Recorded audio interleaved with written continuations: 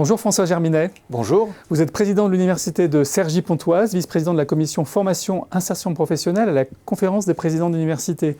Alors votre université de Cergy-Pontoise, qui s'étend sur 3 départements, mais principalement dans le Val d'Oise, accueille 20 000 étudiants avec une offre de formation extrêmement diversifiée, qui comprend notamment Sciences Po Saint-Germain-en-Laye, le dernier né des Sciences Po. Alors est-ce que cette année, c'est la 2e année où les baby-boomers passent le bac, est-ce que vous avez assez de moyens pour accueillir tous les candidats ? On a eu une belle hausse de moyens et d'étudiants l'année dernière et c'est en train de se confirmer, mais on a stabilisé nos capacités d'accueil.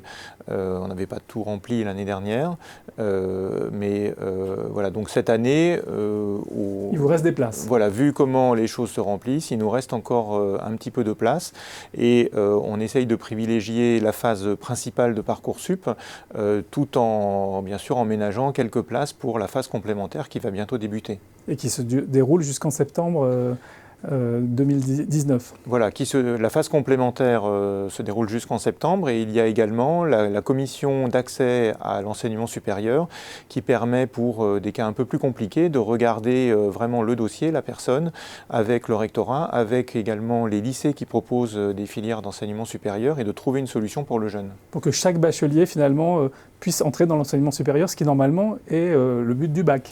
Alors on y arrive toujours, hein. L'année dernière, au 15 septembre, il restait sur la France entière à peu près 2000 personnes qui n'avaient pas trouvé leur de place et 90% de ces dossiers compliqués étaient des bacheliers professionnels qui avaient souhaité par exemple des BTS et qui n'en avaient pas obtenu. Et alors, est-ce que cette année, où le problème en quelque sorte est plus important que l'an dernier, parce qu'il y a une 2e année de baby-boomer qui arrive, est-ce que vous pensez qu'on aura aussi les moyens de résoudre l'équation ? Alors ça se stabilise quand même un peu cette année. On a un afflux par contre complémentaire de dossiers dû aux réorientations. Maintenant, la totalité des étudiants en réorientation passe par Parcoursup et donc ça fait un nombre de dossiers plus important.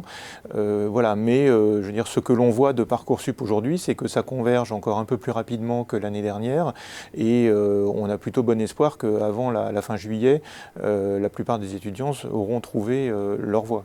Alors vous aviez l'air de dire, juste peut-être une dernière question, que ces bacheliers pro, c'était un petit peu le principal problème de leur trouver des BTS. Est-ce qu'un effort peut être fait en leur faveur pour trouver une solution pour eux cette année ? Parce que c'est un peu stigmatisant pour eux de ne pas trouver cette place. Alors c'est stigmatisant, c'est pas nouveau à Parcoursup, hein, c'est un sujet qui est récurrent, c'est-à-dire que ce sont des bacheliers dont le bac n'est pas fait a priori pour aller dans les études supérieures ou en tout cas à l'université et parfois ils se retrouvent en licence générale, par exemple en licence de droit ou d'économie-gestion et ils sont en échec non pas parce qu'ils sont mauvais mais parce qu'ils n'ont pas fait auparavant les études qui pourraient leur mener naturellement à ces licences générales. Et donc on essaye de leur apporter des formations complémentaires, des licences professionnelles.